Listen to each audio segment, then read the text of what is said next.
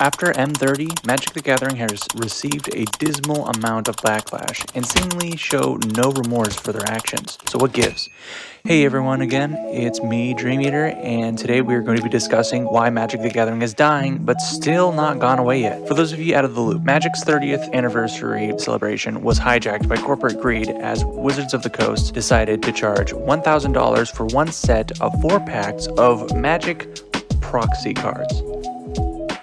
I'm not joking. This had players outraged at Wizards, but yet despite the absolute failure that Magic 30 was, and even with Wall Street breathing down their neck, Wizards continues to deny that they did anything wrong and have changed nothing. So what gives Wizards of the Coast the Dragon Balls to be so manipulative with their audience? Well, for starters, they have done some things right, like a good amount of things right, but for every right thing they've done, they will do 2 times the wrong. For one, they have been overprinting sets of cards. Funny thing is, Cynthia did actually address this in the Hasbro Wizards gaslighting chat. Firestarter chat. Fireside chat. Cynthia states that they intentionally pulled Magic 30 off the shelves 30 minutes after going on sale to retain value and avoid overproduction. Correct me if I'm wrong, but it's like they think the problem we're referring to is that they're printing too much of one set to meet demand. Cynthia, this is non-script Dream Eater talking, and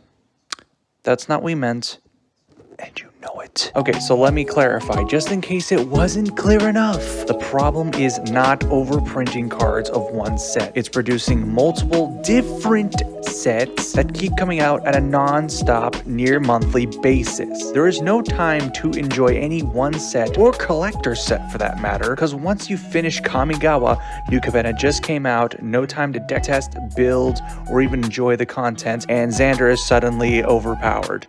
That is where our burnout is coming from. The defense Wizards has for this atrocity is that they are trying to cater to every audience. Collector's box for the whales, set boosters for the common folk, drafts for the drafters, and so on and so forth. On paper, this sounds like a good idea, but once again, Wizards misses the point entirely. The fact is, this format is closing game shops.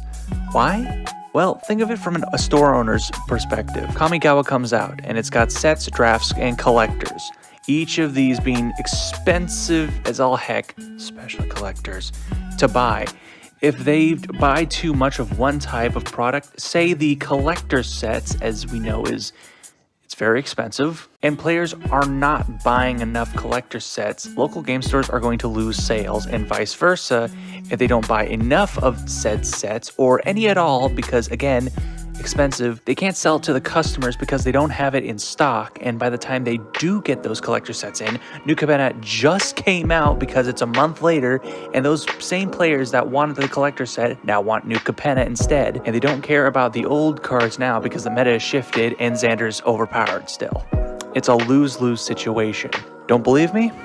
This video was made by Alpha Investor, who reads a letter from one of his audiences, and they describe this is happening and that Magic the Gathering is the main downfall of that said local game shop in the letter. I'll link it in the description so you guys can do more research on it after this video. Also, please don't forget to like the video if you're enjoying it so far.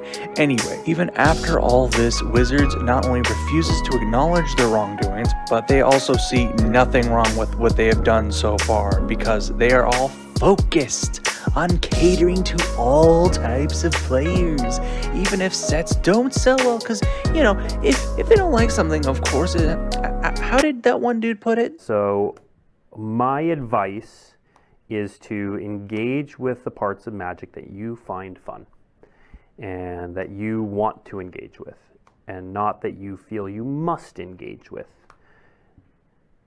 because that just goes for life in general too. Great job, buddy. You're a real top-tier strategist, I tell ya. This is not a good way to go about keeping the game alive. By all means, it's good for us as consumers because we can choose whether or not we want to give our money to something. I don't think you're really putting in the perspective the scenario where we choose to stop giving you our money. Not only that, if local game stores stop selling your product, or worse, go out of business, which that's looking likely from the way things have been going, people will no longer have a place to play Magic, which means no community, no reason to play in person, and ergo, no reason to buy physical Magic cards. And Wizards don't even try to pull that "what about the collectors" thing. The way you treat the secondary market, you do not give two flying dragon loves about the card market, because you keep reprinting rare cards and thus decreasing their value. So don't even pull that card on me. Now, if you think if Wizards sells Magic on Amazon, that should balance out the loss of these local game stores, right? Well, then the question becomes, how many of these buyers are buying cards to play with friends at a person's home instead of a local community where they aren't going to get weird looks at? The answer is probably not a lot if we're going off the short poll on how many of my viewers are introverts, at least. If we don't have a public place to just enjoy our card game, we're either going to have to do it at a friend's house, or we are going to just have to figure out some other way to do it that isn't going to look weird. And as an introvert myself, to a degree, I'd rather just not, so that's my 2 cents. Either way, a solution to this problem could be Magic the Gathering Arena. However, that is also a no-go because 1, the app is buggy as heck. Once you reach a certain point in your collection, it just starts wigging out. I don't know why. 2, they make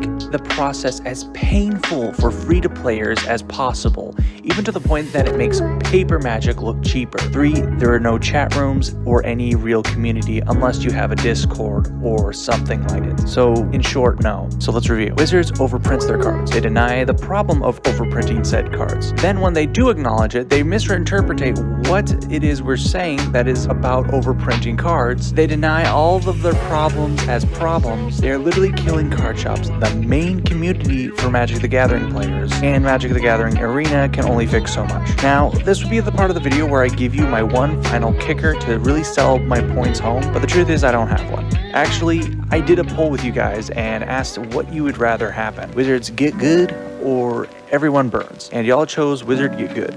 And also were wondering why I was appearing in their feed, which that's a good question. Anyway, so I've decided that I'm going to make a video that goes over what Wizards could do to optimize their comeback from a new player's point of view. If you want to see that video, make sure you're subscribed with the bell on so you don't miss that upload, and don't forget to like the video if you have liked this so far. With that said, I'm going to be real with you guys for a second. I don't expect Wizards to take my advice when the video comes out, but if by some miracle, Wizards, if you are watching this, please drop the ego, drop the act, drop everything, and just give me a chance, please. And sir, because it's like, if you guys don't do this, I promise you guys, it's not going to be easy getting yourself back up. But don't take my word for it. Let me know what you guys think in the comments below. If there's a point I missed, do any of you have a rebuttal for one of my points? Let's start a discussion in the comments, and I will see you all down there. Okay, bye.